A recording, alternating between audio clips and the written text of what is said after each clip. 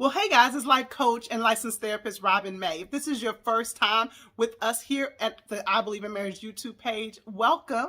If you have been here before, welcome back. Please remember, we have a huge goal. We want 500 to 600 subscribers by this summer, and you can help. Please hit subscribe, please comment, please like the video, please share it. When you do that, the algorithms puts it in front of more eyes and it allows us to reach our goal. So help us out. Now remember, this month you are getting a special treat. I am giving you a sneak peek into the Can You Hear Me Now communication course. Each week this month, I am going to be giving you a snippet, an actual look at one of the videos within the course. Now, the Can You Hear Me Now communication course is comprised of 3 modules. Let me explain them very quickly. Module 1 is where we take an assessment. We look at what we're both bringing to the table in our marriage. We need to know what you're working with and what your spouse is working with. That's the assessment phase. We talked about that last week. Phase 2 is the identification phase. This is where we look specifically at what is going on within your marriage to figure out what's working and what's not working. And then the last module is module 3, and that is the adjustment phase. That's when we start doing some work. Okay, we've discovered what we brought to the table. We've recognized the issues in our relationship. Now, what are we going to do? Well, we are at week 2, and during this week, we're going to be looking at module 2, the identification phase. Within that module, there are several classes within that one module. So today we are looking at the class that talks all about the culture in your marriage. Now remember, I jump right into the middle of one of the videos, so I have to give you a little explanation about what to expect. So again, we're looking at the culture of your marriage, and yes, you and your spouse have a culture, what is okay and what is not okay in your marriage. I like to describe it or explain it like this. When you go to Chick-fil-A, you have an expectation that at some point during the service, you are going to hear "my pleasure." If you don't hear that, you are going to be tripping because Chick-fil-A has created a culture where we've come to expect that. Now, let's keep it all the way real. My 6-year-old still to this day loves McDonald's. But we don't have an expectation when we go to McDonald's that we're going to hear "my pleasure." They just have not created that culture. Well, I need you to understand, you and your spouse have created a culture in your marriage. What is okay and what is not okay. Even if it has been created passively, meaning you haven't intentionally tried to create it, but you haven't tried to create what you really want. So I'm going to stop here and we're going to transition right into a part of that session on culture in your marriage, and I'll come back and wrap it up. Let's go.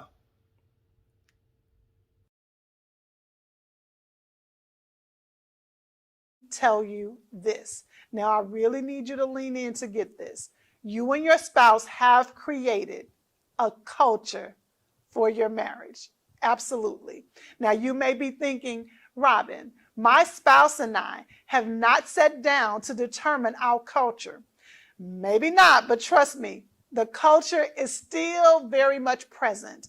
And the fact that you haven't intentionally set the culture tells me in advance what type of culture that you are living out. But you know we're going to talk about that shortly. But first, let's talk a bit about how culture happens, how it comes about. Culture is created by the personalities of those in the group and the intangibles that are created and allowed. I need to say that again because it's going to come up when I give you a case study later on in this lesson. Culture is created by the personalities of those in the group and the intangibles that are created and allowed. In other words, your marriage's culture is influencing you. It's just not something that you can touch or feel. And this is important. The culture of your marriage is being shaped by what you both value. Hear this. The culture of your marriage can be traced back to what you and your spouse have directly or indirectly allowed in your relationship. Culture reveals what you have decided is okay and what's not okay. Remember when I said that if you and your spouse have not sat down to identify what's okay and what's not okay, that I can more than likely tell you what type of culture you have. Well, culture is present whether you shaped it or not. It's just a matter of whether or not it's a healthy culture. And hear me on this. Culture that is not shaped intentionally more often than not won't be healthy. One of my favorite leadership experts says that culture happens by demand or by default. And that's the same in our marriage. The culture of your marriage has happened either by default, it's the result of what you've created without intention, or it's been created by demand. You and your spouse have intentionally determined how you're going to live out your life together. And as I said, culture is shaped by your values. Let's spend some time on this because this is important. I truly believe in values-based living. Your values are your fundamental beliefs about life, what matters to you, what you prioritize. And here's the deal. Often you and I, may say we value one thing, but how we live our life reflects the truth of our fundamental beliefs. If I say I value a healthy lifestyle, but I never exercise, I'm not careful about my diet, I participate in addictive behaviors, then my life doesn't reflect what I say I value. You know the saying, it's not what you say, it's what you do. Okay, let's take a moment to reflect on what we've talked about so far, because this is a lot of information, but I want you to get it. At this point, we know that culture is created by how we show up, what we do, what we allow, our personality, what we actually value, not just what we say we value. This is really important. Let me give you a case study of culture in a marriage. While working with one couple, we began to talk through what the culture was in their marriage. Let me make sure I point this out. We were not talking about what they wanted their culture to be. We get to that later on, just like we'll get to that for you and your spouse in Module 3. At this point, we were talking about what their culture was. Pay attention to this, because this is what you and I are about to do in this lesson. So as we talked through this, I asked the couple to give me a glimpse of their everyday life dynamics as a couple. They both admitted that they were really busy. They shared with me that they don't get to spend a lot of time together. And when they do, it ends up in an argument often. The wife said that the only way they can have an okay time without arguing is if she just chooses not to say anything about what annoys her, because if she does speak up, it always ruins their time together. The husband said that the one thing they had in common was hard work, but he admits that it has put a strain on their relationship.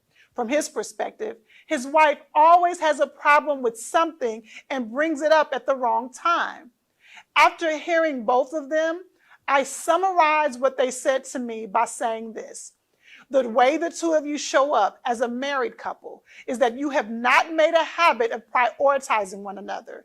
You both admit that there is an undercurrent of tension when you're together. And lastly, you have not created a safe space for your marriage. They were taken aback to hear it that clearly, but they agreed that that was correct. And that helped them to see the culture of their marriage. Their culture, what they had allowed, what was okay, was that they were not at the top of one another's list of what was most important, and they did not consider one another a safe space. That speaks to the undercurrent of tension. Over the years, I've actually used this couple as a case study, and I often get this question.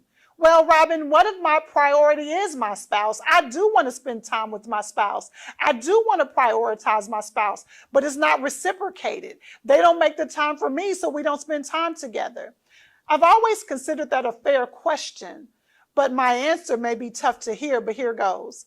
This is a lot like in mathematics. A positive plus a negative makes a negative.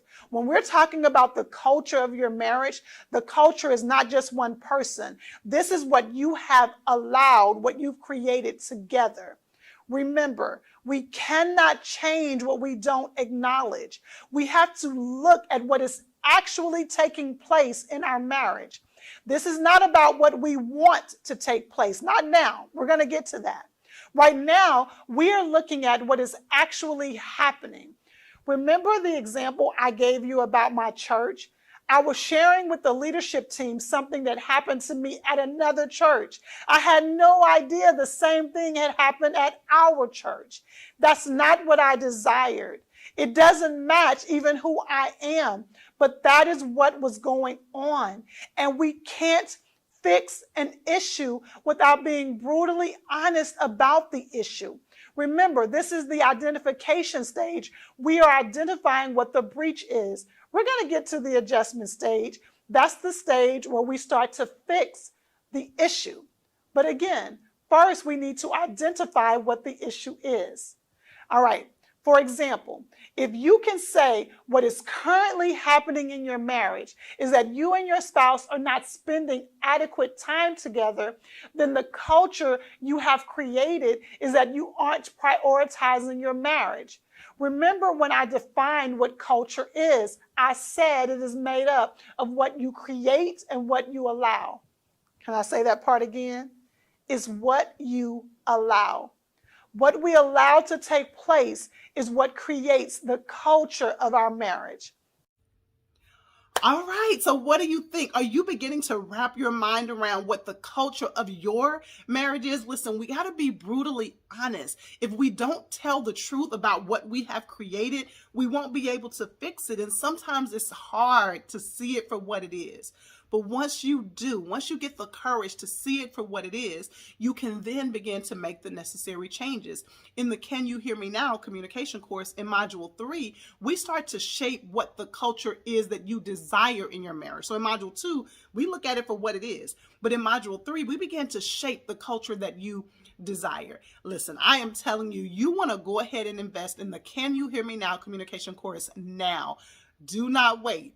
I'm giving you a hint. Some changes are coming. So you want to go ahead and invest right now. The link is right in the description of this video, or if you're looking at this on Facebook, it's right above the video. All right. I cannot wait to see you next week. Remember to subscribe, share this video, and let others know about I Believe in Marriage. Okay. I'll talk to you soon.